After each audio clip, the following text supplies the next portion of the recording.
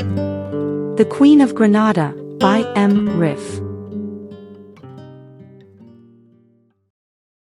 Chapter 184, The Party. Rita explained that Rosen had left to perform a wedding ceremony on the coast. Tobar replied, "Ah, yes. I completely forgot. Yesterday the father of the bride visited the garage and asked me to tell Rosen that they would come and pick her up today." Feeling guilty, he admitted, "Can you believe one could forget something like that?" He opened the fridge and grabbed a beer using the bottle opener hanging by a thread from the fridge handle. With the refrigerator door open, Nuria looked inside and asked Rita, "Do you mind if Pal and I share a soda?" Before Rita could answer, Nuria added with twinkling eyes, "I love yellow soda. It tastes like orange." To control their soda intake, Rosen had made an agreement with the children to ask Rita's permission first. Rita took a yellow soda from the fridge and opened it. Nuria had already placed 2 identical glasses on the edge of the dining table. She kept a close eye on the bubbling soda rising in the glasses as Rita shared the contents of the bottle among them. When she was done, she flipped the cap of the bottle in the air. Nuria won and was allowed to choose the glass she thought had the most in it. Nuria took a mouthful of her soda and said, With his beer bottle in hand, Tobar stared out the window at the pouring rain. Without turning around, he asked, "What do you think about going to the wedding?"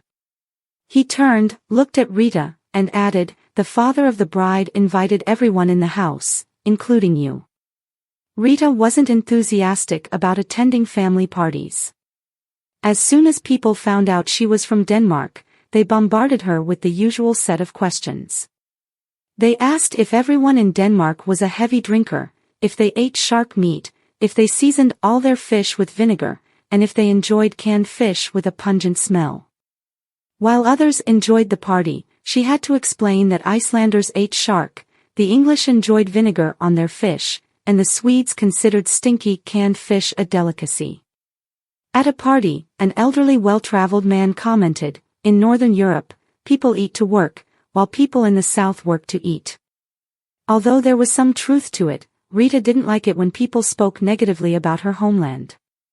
She glanced at Tobar and replied, "I'd prefer to stay home." She added in an emphatic tone, "Rosen specifically asked me to tell you that you and the kids shouldn't, under any circumstances, drive down to the coast to the wedding party." Tobar took a sip of beer and asked, "Is she having a migraine?" Rita answered, "Yes, she's in the middle of a migraine attack." He finished his bottle and remarked, "I can imagine. She tends to exaggerate everything during migraines." Nuria had heard that the mother had gone to a wedding party and that they were also invited. Suddenly, she stood at the kitchen door in her pink party dress, brushing her hair with her mom's large hairbrush. In a determined tone, she said, "I want to go to the party." Tobar looked at Pal, who sat with a guitar, practicing the abanico technique with his right hand, and asked, "What about you? Should we head to the coast?" Pal shrugged and replied, "If you go, I'll go with you." Rita realized it would be impossible to persuade them not to go. Tobar's argument seemed convincing when he said, it would be torture for Rosen to endure the noise at the party with her migraine. "If we're there, we can quickly take her back home if needed." Just as they stepped out of the front door, Pal dashed back to grab the guitar. Rita, with Espanto on her arm, stood under the umbrella and waved goodbye as they drove off. Nuria stood by the rear window and waved until the Land Rover disappeared from view. Sometimes all you can do is just cross your fingers and hope for the best.